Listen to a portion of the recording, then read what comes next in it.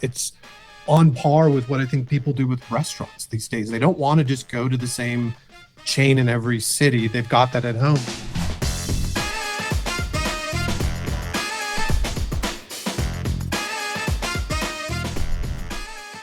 Hi, I'm Russ, and this is the Memory Makers Podcast, the show that helps you create amazing customer experiences and make more memories.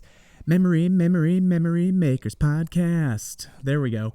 I'm really excited for our episode today, guys. Now that we've got the silly jingle out of the way, I can't resist it, though. But we are joined by two people who have maybe played the most amount of mini golf that you possibly can. They are known collectively as a couple of putts, and individually they are known as Tom Loftus and Robin Schwartzman. Tom is also known as Mr. T, as in golf tee, which I love, and Robin is known as the Pink Putter. So thank you guys so much for joining us. I'm excited to have you.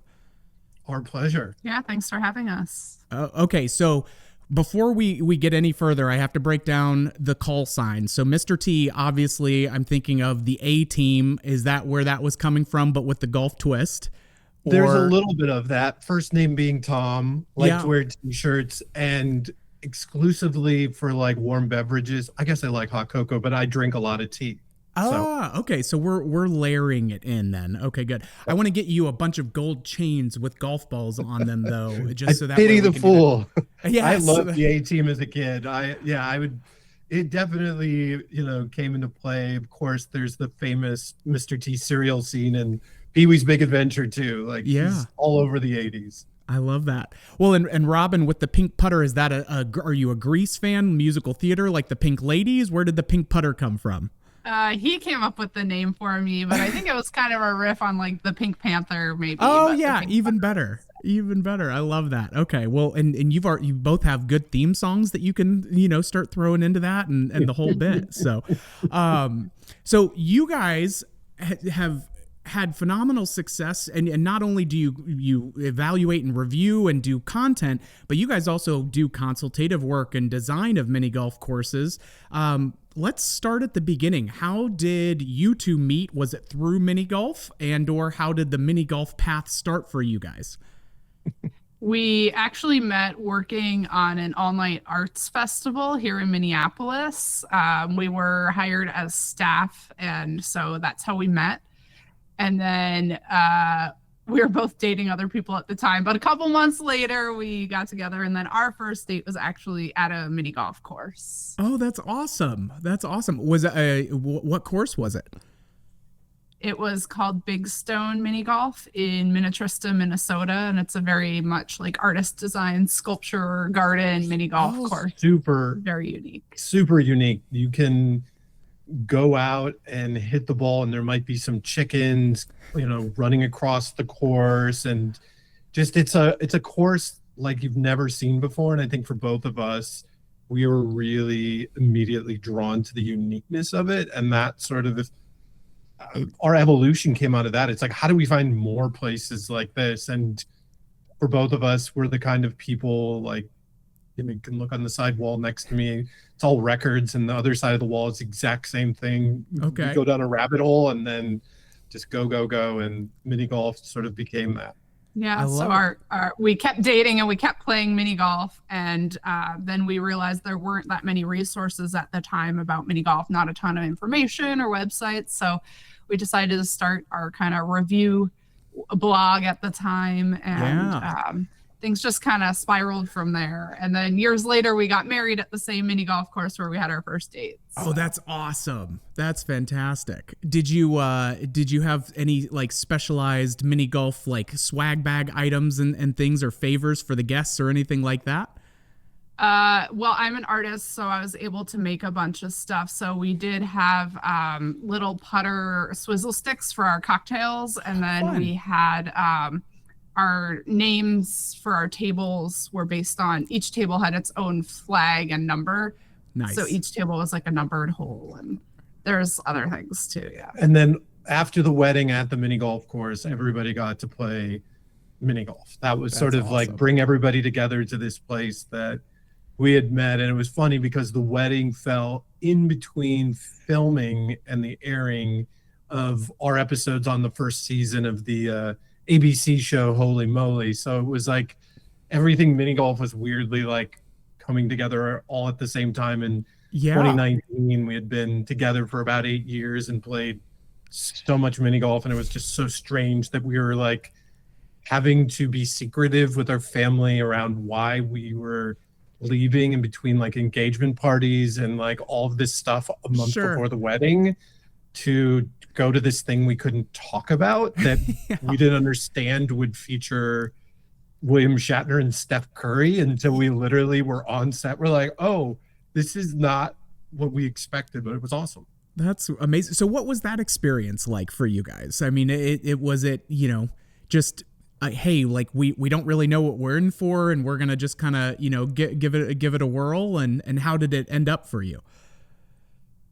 Pretty much exactly that. And then it was really amazing once we got there. Just the set was larger than life, and the challenges were challenging, and spoiler alert, neither of us won the grand prize, but we had a lot of fun, and we made so many friends that we are still in contact with to this day and see every year. So it kind of made like this whole community that came after it from a bunch of the people who are on the show. I mean, it was getting on set and seeing those things, having like designed and consulted on courses. We knew immediately how expensive this cost to build out, let alone just the scale of it. We knew that this was a really unique opportunity, and we weren't even sure it was a competition, but I immediately went into the mode of, I'm not really good at mini golf. I hadn't played in a competition at that point. Okay. And was like, I need to win because I want to play everything here. Just kid in a candy store, just, you know, brain going a million miles an hour, looking at everything. And being a child of the 80s, it was Double Dare meets mini golf. So it was just a sort of weird fantasy land that we all lived in. And yeah, it's been wild that like the American Mini Golf Alliance that I helped form a couple years ago, almost all of us who helped formed it initially met on set for the first time. A couple of us knew each other, but that sort of is like, we should do more fun mini golf competitions that are welcoming and friendly, and started the AMA, the American Mini Golf Alliance, because of it. I love that. So tell me a little bit about the AMA. So what is the goal? What's the purpose, and all of that?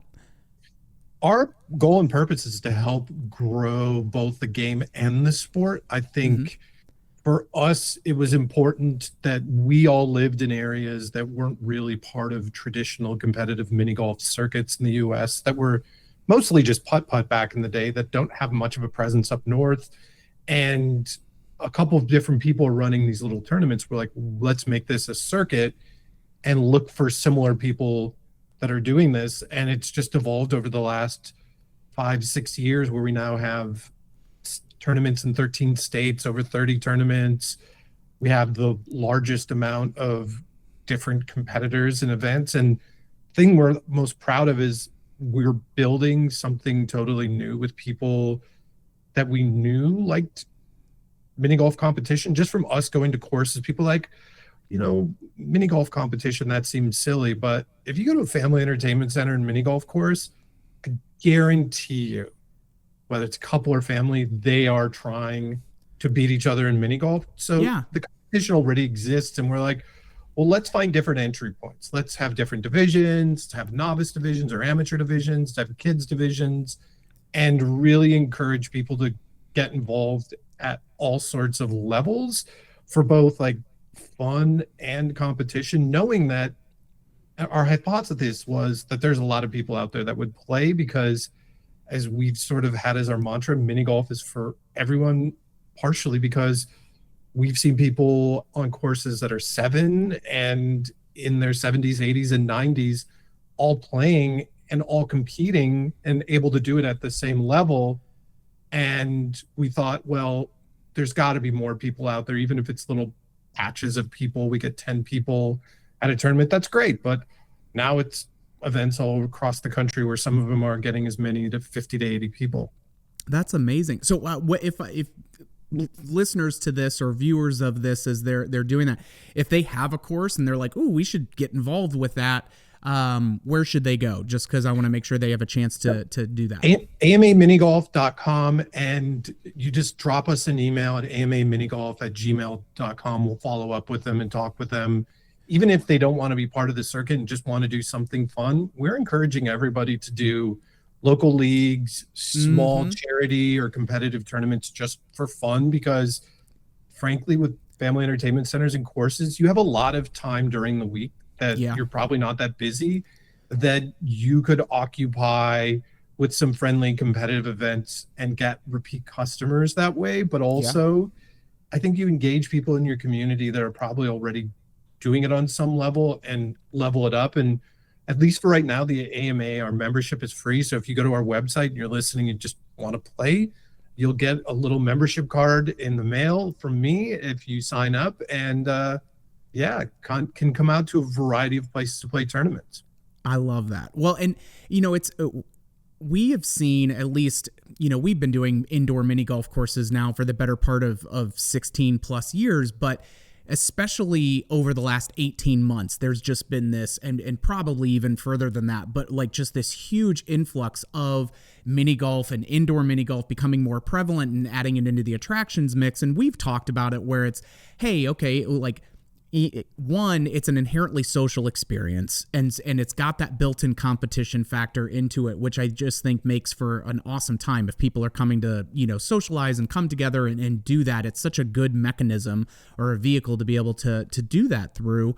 But to your point, like having some specific programming around something like that is such a good benefit, or doing it from the local philanthropic groups. Like we have an operator that's up on the north side of Indianapolis where they have the Elks group come in and they do kind of like a decathlon of all of the different attractions, and mini golf was one and laser tag was another, and all of that. Like there's you can do leagues and tournament, like all of this stuff that the folks maybe just don't think of right out of the gate to try to do as they're spinning plates in all of the directions of their business. But it's a huge piece, and it's a great way to get like local news exposure and other things in there, because it's happy and fun. And Mikey Mike, our producer, can tell you, coming from the news world, that anytime they can do something other than fires and burglary and traffic and weather, they're jumping at the chance. So a great way to get some free marketing through news exposure too.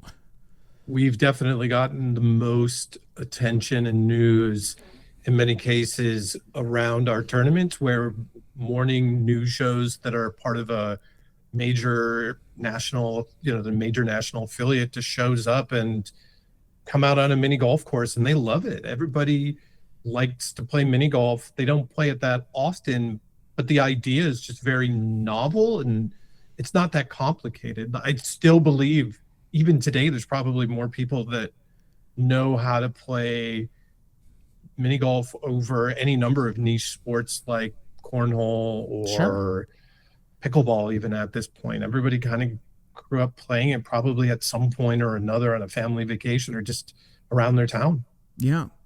Well, let's shift gears a little bit and put on our evaluation hats. And I'd love to get what your guys' insights are as far as, hey, when we're going and reviewing a course, what does that process look like? What are you guys, what criteria are you trying to use? Is it something that's really formulated and regimented? Is it more of a, hey, like we had a good time, this was things that they did well? Like, how do you guys approach doing your reviews for these different courses?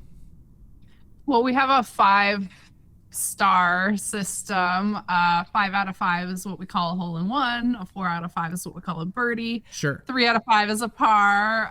2 out of 5 is a sand trap, and a 1 out of 5 is a whiff. So that's our rating scale. And we obviously reserve 5 out of 5 hole in one for the very best of the best, and then kind of move down from there. And so it's a combination of overall feeling, uniqueness, gameplay, maintenance and upkeep, and then like experience. So sometimes beyond just the mini golf, there's other things at the course or in the environment that really enhance the experience, whether it's great audio or music, or really terrible music, or thematic elements, or maybe there's the addition of an arcade or a really cool bar with themed drinks, or any of number of food, of sometimes things, even food. So yeah, like the overall experience. And Yeah, beyond that, we kind of sometimes we know right away. We look at each other and we can say what the rating is in agreement without any conversation. And other times we do go back and forth a bit about it, but it really is. We don't have like a rubric per se. It's really like a gut intuitive. Sure. Like, yeah, this course is definitely a hole in one, or yeah, this one's a par. It's pretty cookie cutter. We've played courses like this before in other parts of the country. It's not super unique, but the really unique, one of a kind, all out experiences, you typically speak for themselves. Yeah.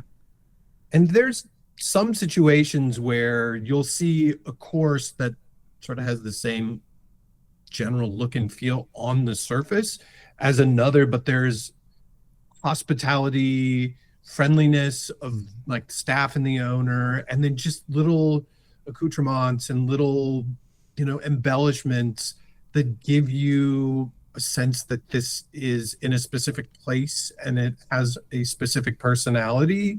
And that goes a long way with us, that they didn't just hire someone to build a course and kind of set it and forget it, that they're really thinking about it, they're maintaining it, and they're offering a person, personal perspective of something from their area, that you go in there and you learn something about the place that you're at. I think a lot of people play mini golf when they're traveling, and you get that. And if you think about the main themes, there is like an escapist theme to mini courses, whether it's a pirate theme or dinosaur theme that are really immersive. Some of those just, those themes are well trodden ground, and so people want to make something distinct, and every city has their own little distinct thing, whether it's the world's largest frying pan or the first ever Paul Bunyan or something like that really in their community people know about. And when they go there, it allows them to escape onto the surface and really travel through it in miniature via the ball. And I think that's always been our mantra, and why we were immediately compelled by Holy Moley, that we got to be the ball running through the windmill. We got to be the ball that got wet in the water because it misaimed. And so I think we've always enjoyed that experience of really escaping into the game that you really can only get via mini golf. If you think about how often we are immersed in screens, the idea of playing a video game or watching a movie is really always at your fingertips. Now there's the experience of having it be social, but you can't really do much of that with mini golf on your own in a serious way. It takes a lot of equipment, a lot of space, and these mini golf courses offer you this unique opportunity to do a thing that you just can't do that regularly. You can't just go out and play mini golf like you play basketball or you play other sports. And I think it makes it a little bit more special, and something that I think, especially in this day of age of screens, that really makes it more attractive and helps you just kind of get away from those screens. Yeah. Well, and I love you guys talking about it. You need to have a personality, and you can lean into the local, because every community and town has something, right? I mean, I live 15 minutes away from a place called Alexandria, Indiana, and it's nothing but cornfields and beans and some, a few fast food restaurants, but it also happens to have the world's largest paintball, right? I mean, it's like there's, and not like the paintball that you do for like the paintball courses and guns. Like literally it's a gigantic ball of paint that this guy is a painter and he just keeps pouring over his excess paint, over the top of it. So there's stuff like that everywhere. And like we've been working with a group out in California, and they're in the Black Bart area. And so we're working on this story for them where, hey, the first 6 holes is white light, and you're coming in and it's this Western, kind of town, and the hero kind of entering in and everything like the Magnificent or the Dirty Dozen and those kinds of scenes where you can do. And then the middle 6 of the course, you're in black light and you're down in the caves and explosives and those kinds of things, and you're coming back out into white light. But that's all, like, these were real things that influenced that town's history. And so now you get to tell this story and have it almost be this like museum, not museum level, but like you get to pay homage to the history and the story that's gone on there, but also put it in a vehicle of mini golf that is just inherently fun. Like, there's very few experiences that get to take you on a true narrative story as you're moving through the course, and you can pair that with an arc and have complications and twists and the whole bit. So I definitely agree. It needs to, it needs to feel like it's got something that is that unique, or that it's telling a story. I mean, when we talk with folks, it's like, hey, if it's story driven, if it's social, and it's immersive, no matter what it is, that is a good foundation to start to have to really make it something special. So I love that. I love that. When you guys are playing golf courses, and we talked about, hey, sometimes that there's, you can kind of tell right away, like, yep, this is going to be a par, this is going to be a birdie, or this or that.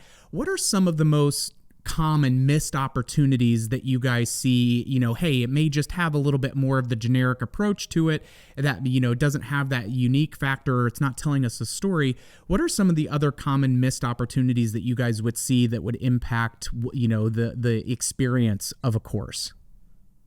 Yeah, sometimes it's simple gameplay design decisions where the design just doesn't feel intentional. Like, there's space that has the opportunity to be a really unique obstacle or challenge that is just not well thought out, and so suddenly there's like no reason to even hit your ball in that zone, and it just feels like a wasted opportunity. And then other times it's like integrating obstacles into the gameplay. So sometimes there's things on the side that decorate the course, but if you moved it in a foot, maybe it could be even more immersive. And then things also as simple as like branding, scorecards, signage, things that dot the course in that sense can really enhance the experience. And those don't have to be like high budget items. They can be pretty low cost things that can make a really big impact. What are some others? Yeah, I there's a couple of like really fussy things that I think, as I've played more competitively, that I don't like and will sort of advocate for or against. And I would say the metal rimmed cups have a nice sound, but ideally you don't use them because they really impact the play negatively. It just makes the hole harder. It decreases the diameter. Ball doesn't really funnel in as well. And the other is tee mats. I really don't like them. I think they usually get beat up pretty easily, and most people know where to start. And if they don't, I think there's a lot of other ways that don't create an obstacle.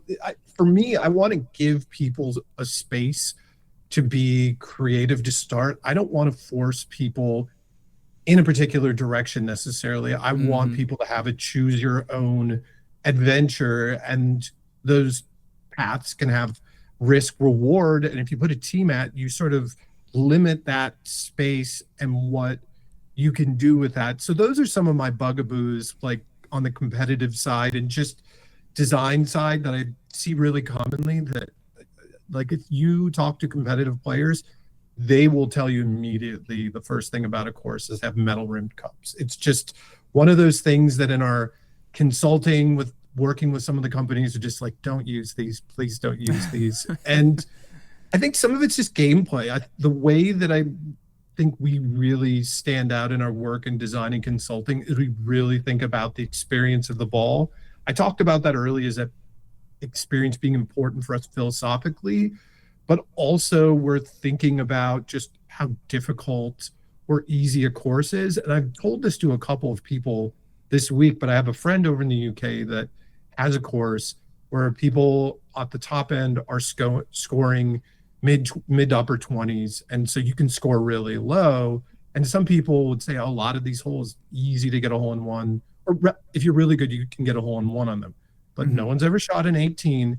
And I asked him, has anybody come up to you and said, this course is too easy? And I would say 9 out of 10 times, I would even say more than that, most courses are not as easy as people who are working at them and are building them think they are, because they're the ones that might be practicing and hitting it a bunch. But most people, they're playing a mini golf course maybe 2-3 times in their lifetime. They're not playing that often. So if the hole has like a drop pocket around it where it funnels in and it makes it a little bit easier to get in, has a little bit bigger cup sometimes that's exaggerated. There's nothing wrong with that. People like to get a hole-in-one. They don't want to feel like they just got done playing a thing that not only they failed at, but they just like hit a max and they don't get a finish. Like ideally, you're not coming anywhere near that maximum stroke, and you feel like if you got really good, maybe you could get a score in the 20s or maybe even the teens. Yeah. Well, and that's such a good point, because you also have to remember, like, what is the purpose of this? If people are coming together and nobody wants to go and go, man, I hope I mean, regular golf, yes, there's plenty of gluttons for punishment that kind of come out there, but it's a different thing on the putt-putt side where it's, hey, we were doing an episode with David Spira, who he's reviewed like 1,300 escape rooms, and he and I were talking about this as well, of like, you already have their money and their time and attention. Like, beating them up over a super difficult piece, like, unless you are catering specifically to that group or you are hosting the masters or whatever it is, which very few folks will be in that category, like, have some of those, because what's like me as a dad, if I'm bringing my 5-year-old to go and we're playing putt-putt, like, if he gets a hole-in-one on that course, I'm 4 times as excited as what he is, just because of how happy he is. And so remembering that that's part of the guest experience, and having some of those surprise and delight moments, but also too, like, hey, oh my gosh, it lipped out of the cup and things, like, sure, that can be just as exciting because it's the peak and the crash, but like, you need all of that in order to create those emotional peaks throughout the experience to really have it solidify and connect with you on a long-term basis, I feel like. Absolutely. And also from a business point of view, right? Like, you don't want bottlenecks. You don't want groups of people stuck at a hole for 20 minutes trying to get it in. You want to keep your crowds moving along so you can get more people through. So it's 100% from both points of view. I love that. And maybe technology isn't the right word. Any trends or tools that you guys are seeing that, like, hey, it may not be mainstream right now, but this is something that we really enjoyed, when we saw it or exposed to it. I mean, we do stuff like Lucky Putt, which is akin to kind of the Putt Shack, but we're also doing our indoor mini golf and doing fun stuff like projection mapping. So when you're putting up into the Cranotaurus's head and you get the hole-in-one, like, here's one scene, but then if you don't get the hole-in-one, great, here come the meteors and the sounds and stuff. Like, we've had a blast infusing more of that multimedia aspect into it. But was just curious, like, what are you guys seeing out there that's really taking it to the next level as far as connecting emotionally with the experience? Yeah, well, obviously there's what you referred to, the Putt Shack scoring, where it's all virtual or digital. We've seen a couple different versions of screen scoring in our travels, but I was just thinking about the projection mapping. And last summer we played a course in Copenhagen that used projection mapping to move not only where the cup was on the course, but also as your ball moved through the space, it rippled differently. Oh, cool. And that was a really unique sort of implementation of technology there. And then some of the what's the one in New York that swingers, the swingers courses, not necessarily on the course itself, but in the environment. They're doing some really cool animated projections where things are moving and it's really stylized, and it kind of brings the space to life in a new way as well. Yeah, the first swingers that I did was in London. I was going over and actually seeing the very first Putt Shack, and it was there, and I was like, oh, this is like Caddy Shack, and then you've got like food trucks but they're built inside and doing all of that. Like, it was very cool in that level of nostalgia that they were doing. But I stepped on you, Tom. What were you going to say? No, we made that same voyage because both of those courses have influenced so much for the last number of years that when we got the chance to go over to the UK, we were there for like 4 days. We played like 12 courses in London. And I think what we saw was there was just a real intentionality of making the experience really immersive and social, and was probably attracting to both people that were used to pub culture and drinking, but also offered lots of options for food and non-alcoholic beverage. Mm-hmm. And I think what we found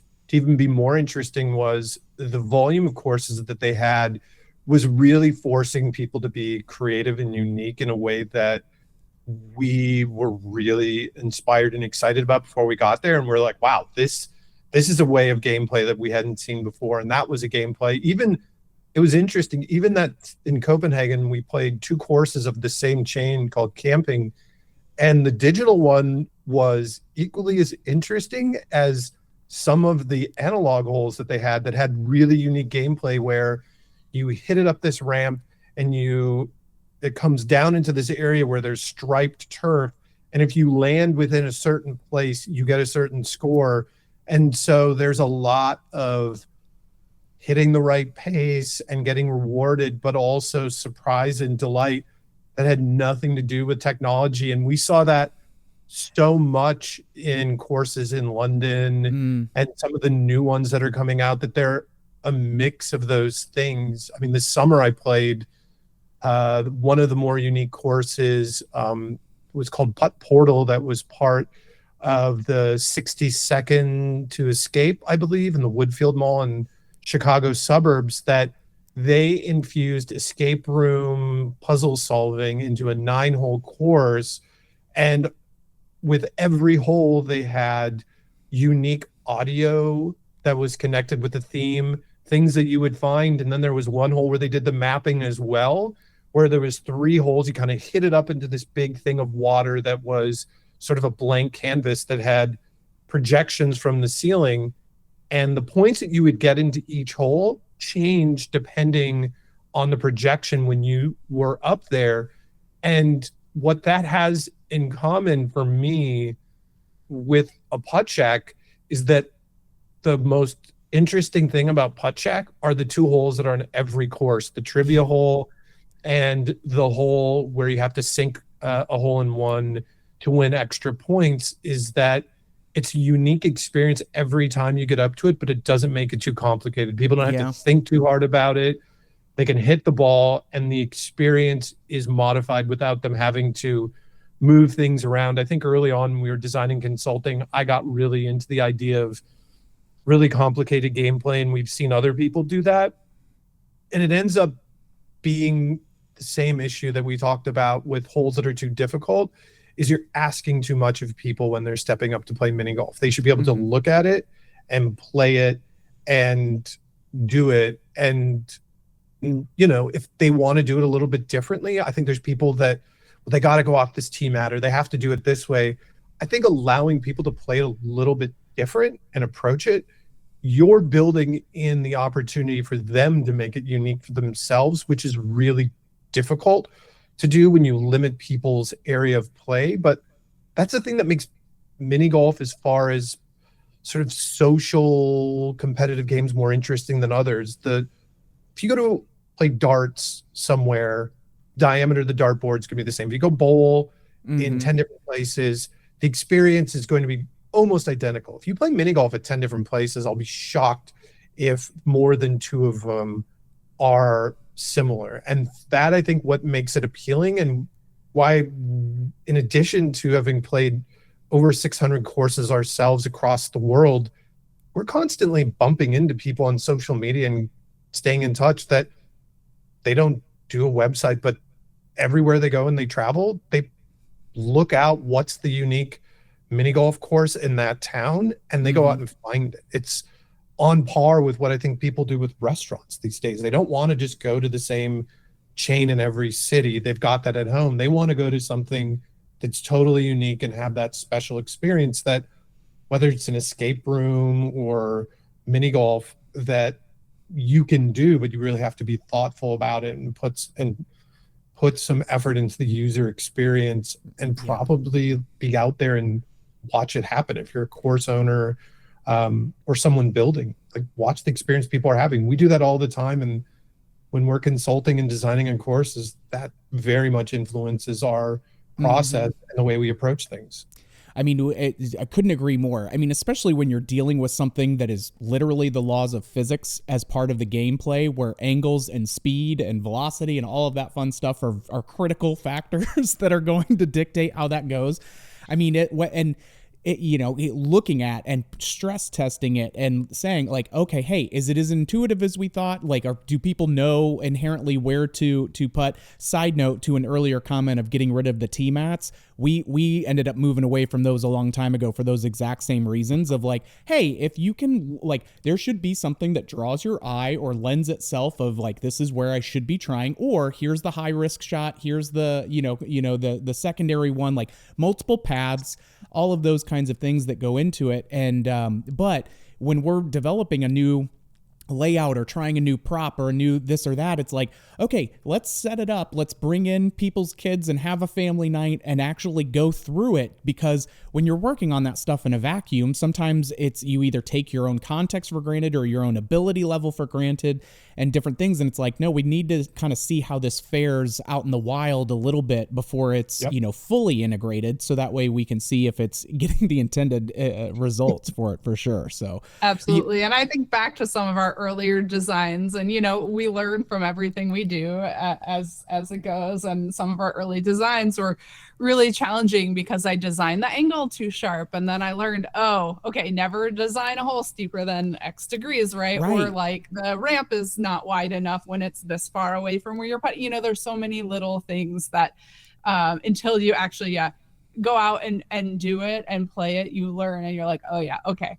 So and you can and you can modify things after they're built if you're seeing it's not working, and that's where you just need to put in that effort in being out there and also maintaining it and asking for feedback and engaging people for feedback. I tell people the number one thing that you can do to engage people for feedback is give something small away, have a little Plinko thing to drop their ball that they might win a free game, have a prize for one of the people in the group that had the lowest score, have a daily scoreboard. All of those things can be completely analog and without technology. Now, if you use technology, it's even, you can up it another level, but you just have to be aware that you're creating things that when they break down, how does the experience work? And I think that's the important thing is, can people enjoy this experience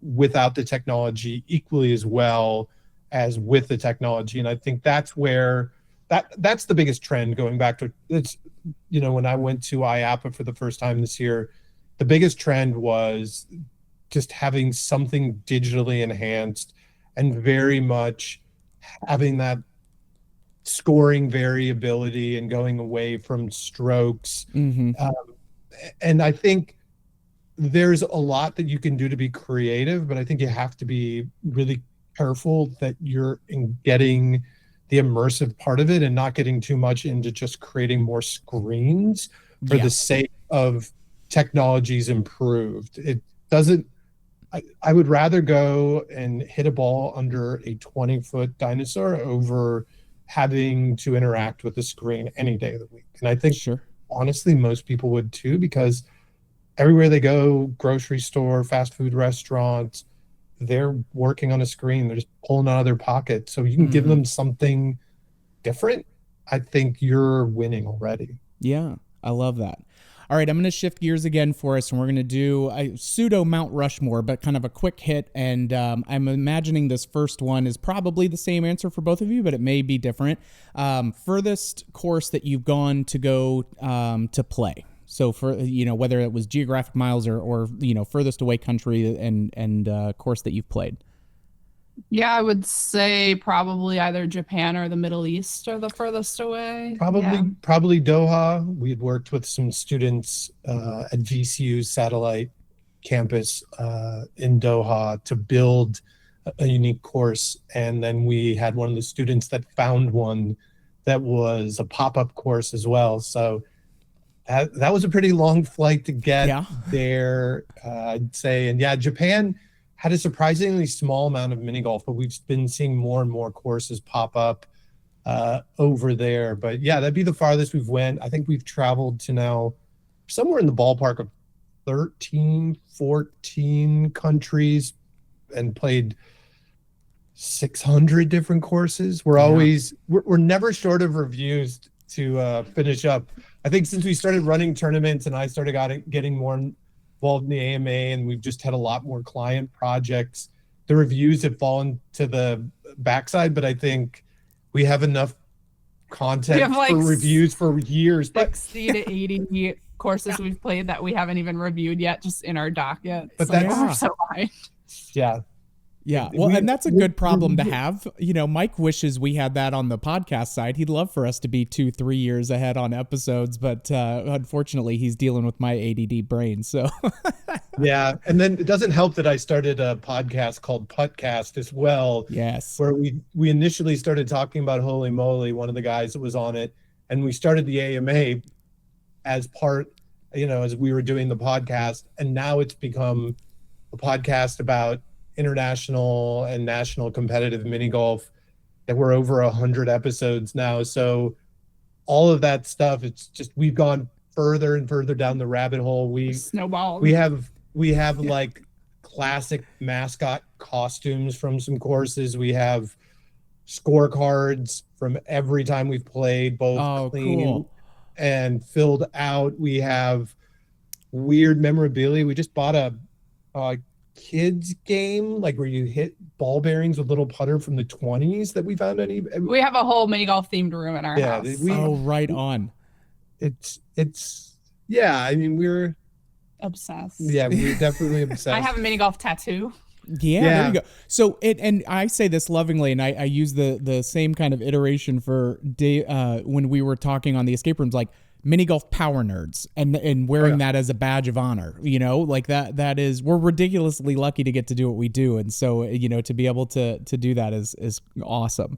What would be either of your, or both of yours, doesn't have to be the collective, but each of yours favorite mini golf course that you've played?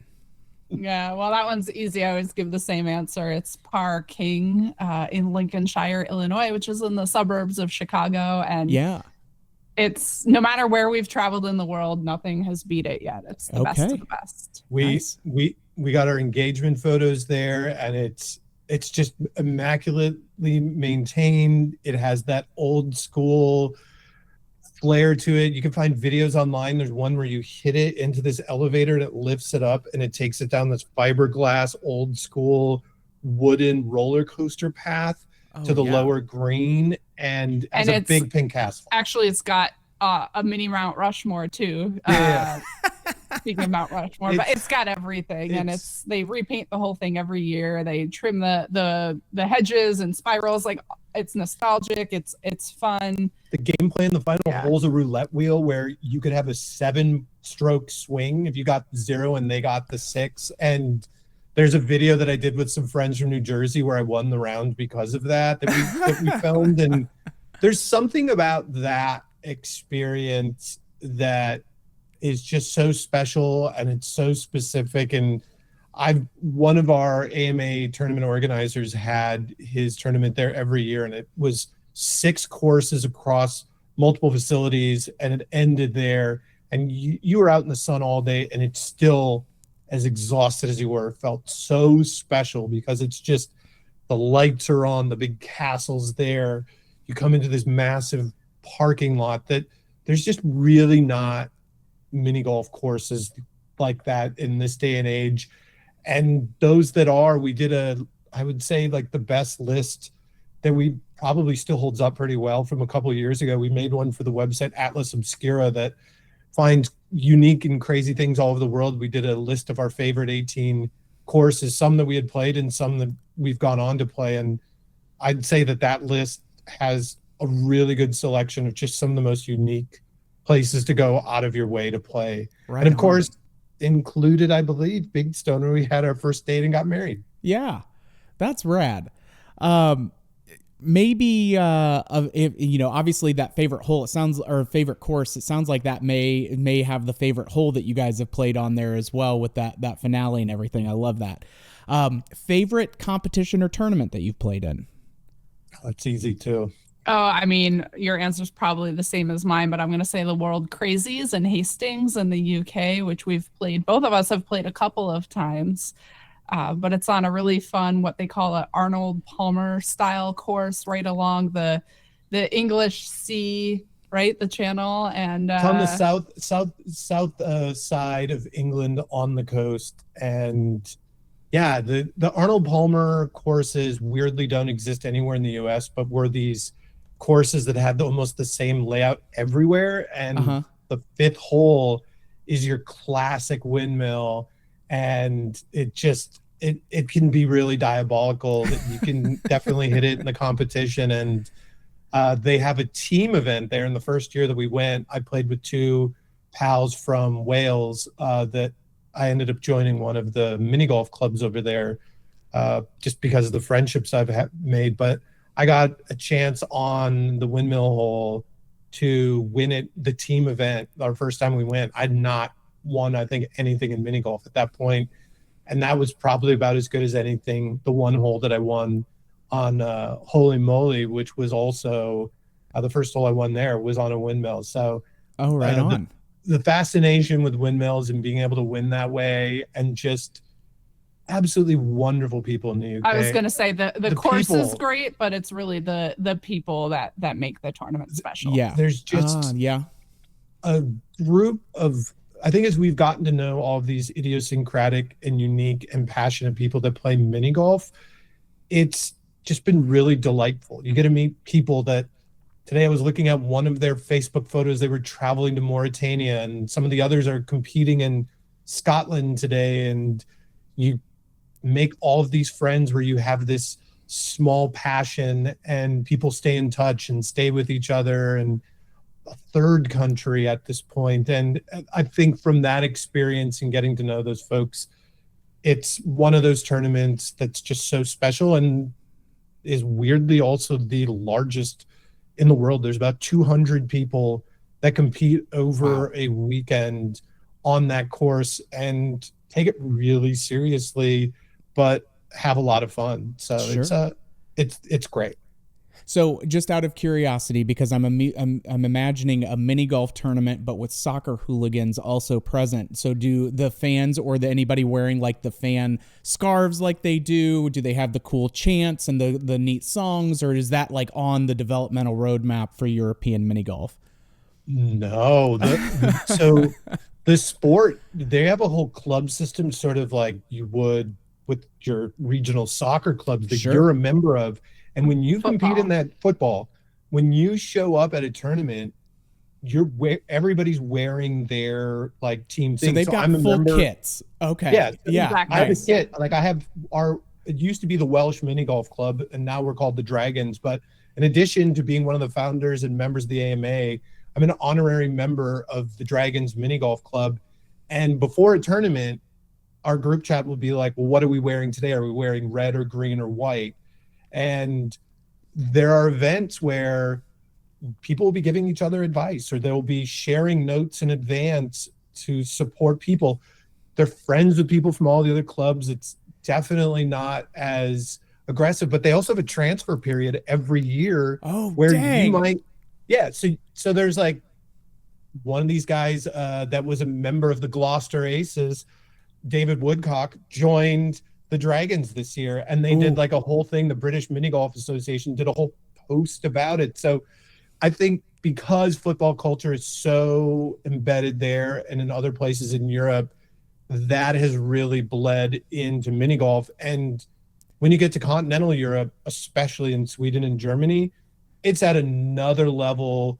The clubs that people are part of, the members own the course. They hold competitions like multiple times a week. Wow. They have funding from the government for their international travel. So when you show up to a tournament and there's a bunch of Swedes and Germans, good luck. I'm a pretty good mini golfer, and I've gone over to Sweden and competed a few times, and I'm like happy to not take dead last, and very close to it there. And the scores that are in some of these tournaments are just absurd. I played in a tournament in the late summer where in 2 days of 6 rounds by each person, there were 6 rounds of 19. Wow. Yeah. Okay. So I practiced a couple days on that course and learned from the best players over there. And I shot my personal best in practice, which was a 20. I missed 2 shots, and you really get inspired and dialed in when you see the game, and competition is just at a whole other level of, when you think about Swedish and Danish design and how thoughtful and intentional it is, they're all about that with all of their stuff, whether it's baked goods. Yeah, I was gonna say it's not just IKEA and meatballs that get that like intentionality and planning and all of that. Like, that's amazing. That's so cool. Yeah. I love it. Well, and okay, so we can have free agency. We can have, like the Ryder Cup. Is there a mini golf Ryder Cup? Like pseudo kind of a thing. There sort of is. There's a couple of major international team events: World Adventure Golf Masters, which is going to become the World Adventure Golf Championships, and then the World Championships. In Europe, they play mini golf on totally different surfaces. The type of courses we play for some of them, are totally foreign to them, and they play with these unique mini golf balls that, again, that's a whole other rabbit hole. But these team events, the way that they work is like, I played the World Adventure Golf Masters a couple of years ago in the Czech Republic, and you go over and you play at 12 rounds, but you might be part of a 4-person team where your team scores are competing against being the best 4-person team in the world. Yeah. And there will be coaches out there that will have notes and say, okay, play this ball on this hole that way right now because it's a little warmer, a little colder, or here's how you make this 2-shot. And you'll see people, sharing notes. You'll see coaches out there helping people with direction of how to play. And there's like a really amazing thing of national pride you see too, when you see it, this big room of like 100 some people, and they're on a podium and their team won the national championship, and the song goes on, and it's real. Like, yeah, people have these like intense emotions because they've been like training, and this is their home turf, and they defended it. It's really cool to see, and how important it is to everybody. While also, if you're going in there, the locals will be the first people to take you around the course, tell you exactly how they play it and how they do it. They're not keeping any secrets from you. They want you to be at your top level and beat you at your top level. And it's really great. There's just, it's these niche communities where the hooligan culture doesn't really get there, because why start fights with this handful of people that you've found that you get to see a handful of times a year? We're not seeing each other every week. You're showing up in, Sweden and seeing people that you've made friends with from 6 different countries that you see maybe once a year. And you get really excited, but also the levels, it's at a whole other level, and it's intense and fun. Oh, that's awesome. Well, I've thoroughly enjoyed our conversation. One last one for you guys before I let you go is there any, either it could be a recent audiobook or book that you guys have read, a favorite quote, a kind of a mantra, anything like that comes to mind for you guys as you just try to tackle life and do what you love doing? I feel like Robin should have this. She just put out a book of caricatures with quotes by famous people. She didn't mention it, but she's been a caricature artist for 16 years on top of designing mini golf courses. More than that. And now designs playgrounds. So right on. When we're talking about design, let's be clear. Robin is the creative visual genius in this duo. I make no bones about it. I've been listening to a book on audio recommended by a mutual friend of ours, and it's called Turn Your Life into Art, or Turn Your Art into Life. One of those two things. And it talks about the movement in San Francisco of like experiential art that eventually led to Burning Man. But it just talks about how really creating experiences that remove people from their everyday normals is what really creates that magic place. And I think that's what we kind of talk to and allude to with really good mini golf design too, is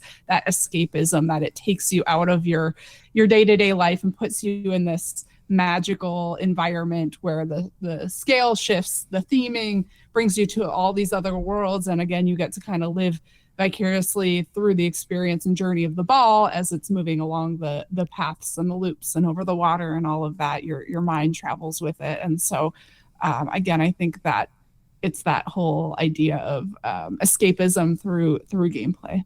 I love it.